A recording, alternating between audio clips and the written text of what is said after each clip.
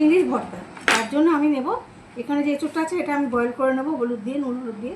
আর এই চিংড়ি মাছ আছে, এই চিংড়ি মাছ এতটা লাগবে না, এর খানিকটা পর্যন্ত আমি নেব। এটাকে আমি বেছে নিয়ে ভেজে তারপর আমি আপনাদেরকে দেখাচ্ছি।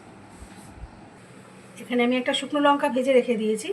আর এই যে আমি এঁচোড়টাকে নুন হলুদ দিয়ে সেদ্ধ করে রেখেছি কিছুটা রসুন, সেটাকে আমি কিন্তু বাটবো না, আমি ভেজে রেখেছি। এটা যখন ভাজবেন আপনারা কালো যেন না হয়, এরকম যেন থাকে। আর কিছুটা পেঁয়াজ ভেজে নিয়েছি। আর এই হলো আমার টোটাল চিংড়ি মাছ ভাজা। তো আমি এখন মিক্সিতে দেবো সেগুলো, এই চিংড়ি মাছটা দেবো আর খানিকটা পেঁয়াজ দেবো, ঠিক আছে? এগুলো কিন্তু আমি দেবো না, কেন দেবো না পরে দেখাচ্ছি। এখানে আমি চিংড়ি মাছ আর পেঁয়াজ যেটা ভেজে নিয়েছিলাম, নিয়ে আমি সেটাকে আমি মিক্সিতে পেস্ট করে নিয়েছি। আপনারা শিলেনোড়ায় করতে পারেন। আর এখানে যে রসুনগুলো আমি রেখেছি ভেজে, এগুলোকে আমি এইভাবে টিপবো। এগুলো কিন্তু মিক্সিতে দেবেন না।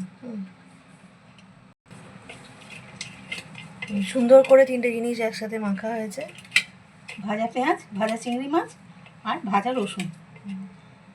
একটু নুন দিয়ে দেবেন। সেদ্ধ করা এঁচোড়টা আমি একসাথে এর সাথে মেখে নিচ্ছি। মানে ওই পেঁয়াজ ভাজা, চিংড়ি মাছ ভাজা, রসুন ভাজা আর সেদ্ধ এঁচোড়, ঠিক আছে?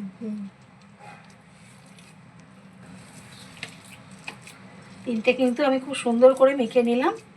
এর মধ্যে রসুন, ভাজা পেঁয়াজ, এঁচোড় যেটা সেটাই আছে, সব আছে। দিয়ে আমি নুনটা আপনাদের স্বাদ মতো দেবেন। আর এই যে শুকনো লঙ্কাটা দেখছেন, এটা এর সাথে আপনারা মেখে নিতে পারেন, কিন্তু আমরা তো ঝাল কম খাই, সেই জন্য আমরা এটা মাখিয়ে নিই। আমি আমার মেয়ে যতটা লাগবে প্রয়োজন মতো নিয়ে নেব। এবার কি করবেন, এই যে ভাজা পেঁয়াজ আর ভাজা চিংড়ি, এটা কিন্তু আর মাখবেন না, এটা এরকমই দিয়ে দেবেন এর উপরে। ভাতের ওপরে এরকম শুকনো লঙ্কাটা দিয়ে নেবেন, দেখতে ভালো লাগবে। এবার এই এঁচোড় চিংড়ির ভর্তাটা আপনি দিয়ে দেবেন এইরকম করে।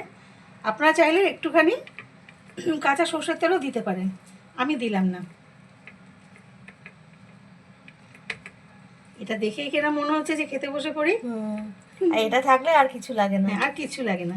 এবার এর মধ্যে আপনারা চাইলে যেটা বললাম সর্ষের তেল দিতে পারেন, আমি দিলাম না।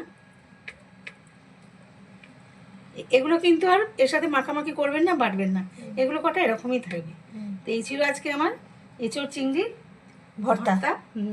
রান্নাটা এভাবে করবেন, নিজে খাবেন, অন্য কেউ খাওয়াবেন, ভালো থাকবে। Thank you.